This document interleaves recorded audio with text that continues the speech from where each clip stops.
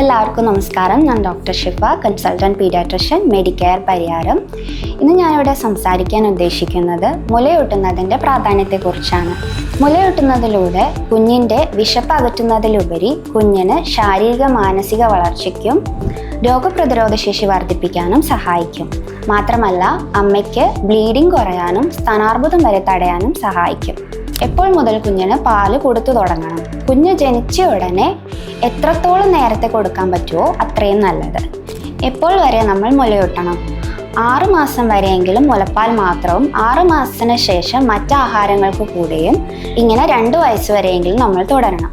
ഇനി പാലുണ്ടാവാൻ അമ്മമാർ എന്തെല്ലാം ശ്രദ്ധിക്കണം? ഒരു ദിവസം 3 മുതൽ 4 ലിറ്ററോളം വെള്ളം കുടിക്കുകയും നന്നായി പ്രോട്ടീൻ അടങ്ങിയ ആഹാരം കഴിക്കാനും ശ്രദ്ധിക്കുക. നവജാത ശിശുക്കളിൽ എങ്ങനെ നമുക്ക് ആവശ്യത്തിന് പാല് കിട്ടുന്നുണ്ട് എന്ന് മനസ്സിലാക്കാം. ഒരു കുഞ്ഞ് നന്നായി പാല് കുടിച്ചതിന് ശേഷം 2 to 3 മണിക്കൂറോളം നന്നായി ഉറങ്ങുകയും 6 മുതൽ 8 പ്രാവശ്യം വരെ മൂത്രമൊഴിക്കുകയും തൂക്കം കൂടുകയും ചെയ്യുന്നുണ്ടെങ്കിൽ കുഞ്ഞിന് നന്നായി പാല് കിട്ടുന്നുണ്ട് എന്നാണ് അർത്ഥം. മുലപ്പാൽ സമ്പൂർണ്ണ ആഹാരമാണ്. ഒരമ്മയ്ക്ക് ഒരു കുഞ്ഞിന് നൽകാൻ പറ്റുന്ന ഏറ്റവും വലിയ സമ്മാനവും.